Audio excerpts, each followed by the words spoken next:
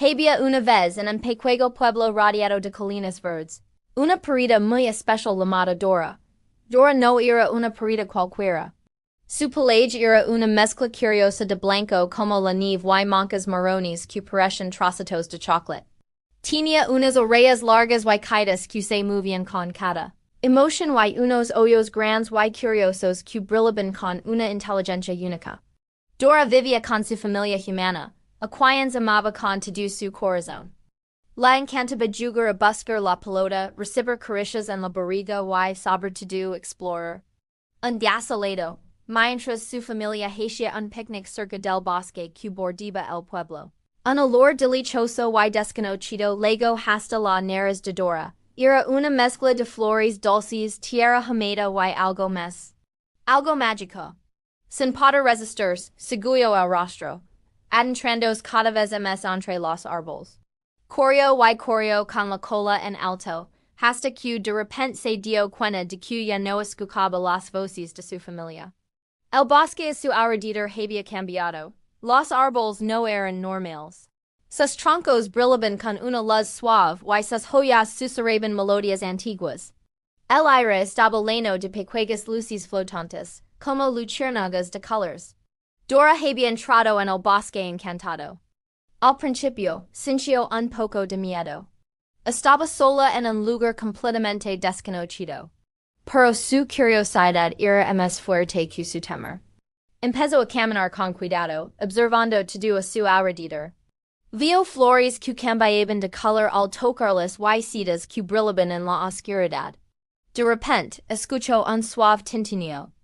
Escondido detrás de un arbusto de bayas luminosas, encontró a un pequeño ser con alas transparentes, como las de una libélula, que estaba atrapado en una telaraña pegajosa.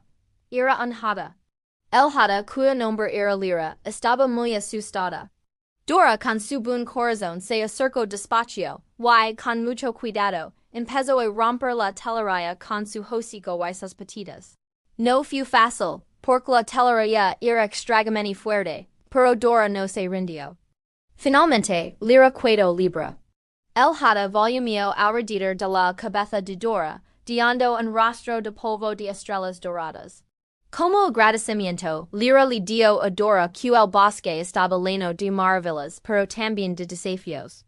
Le prometió ayudarla a encontrar el camino de regreso a casa.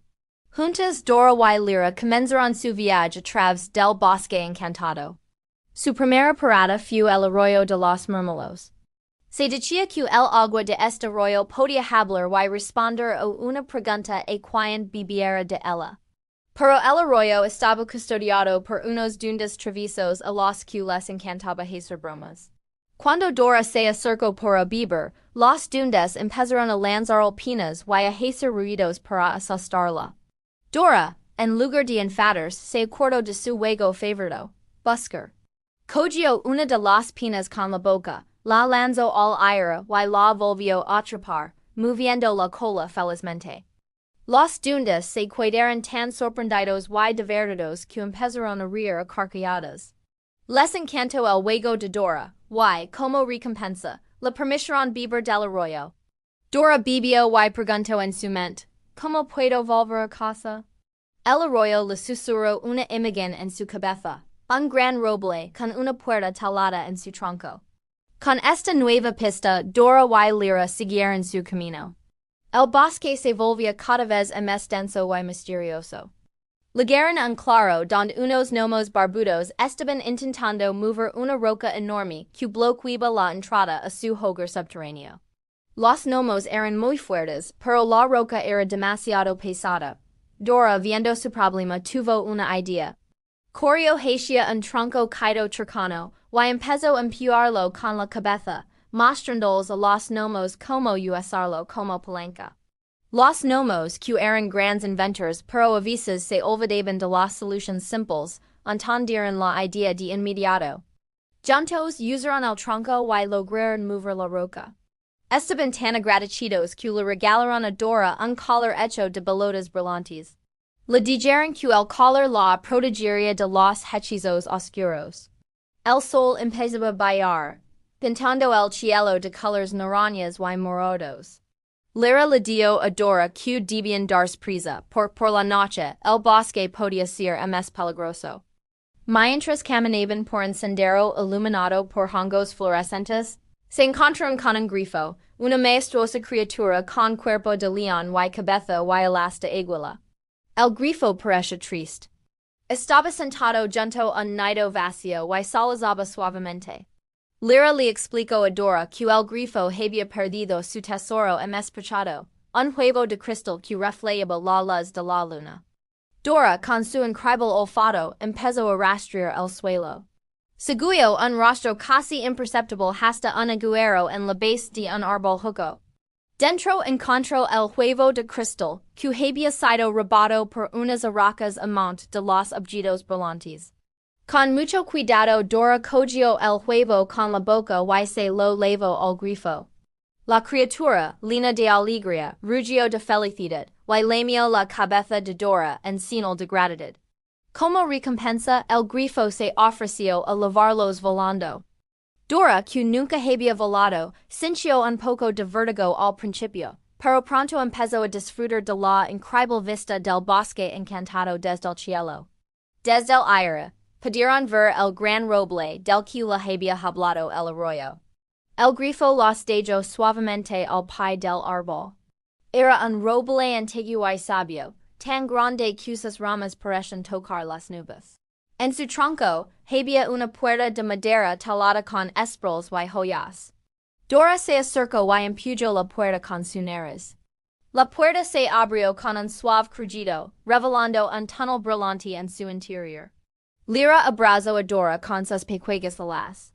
Le dio que había sido la perrita más valiente y amable que había conocido y que el bosque nunca la olvidarías.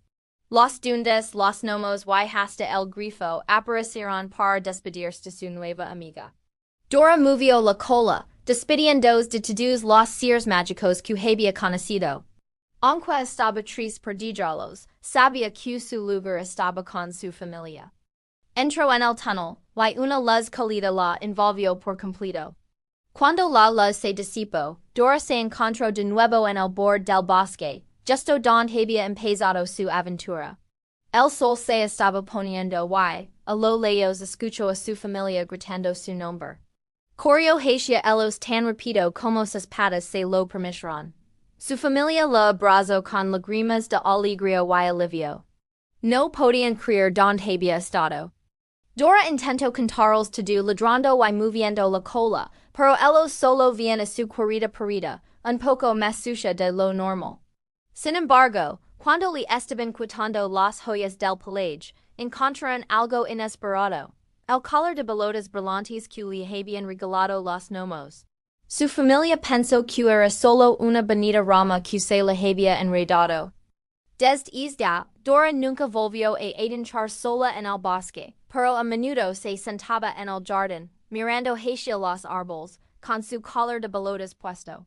A veces, cuando el viento soplaba, le parecía escuchar el tintineo de las alas de Lira o la risa de los duendes. Sabía que el bosque encantado seguía allí, lleno de magia y amigos que nunca la olvidarían. Y Dora, la perrita blanca y marrón, guardó el secreto de su increíble aventura en su valiente y leal corazón, convirtiéndose en la guardiana silenciosa de la magia que vivía justo al lado de su hogar.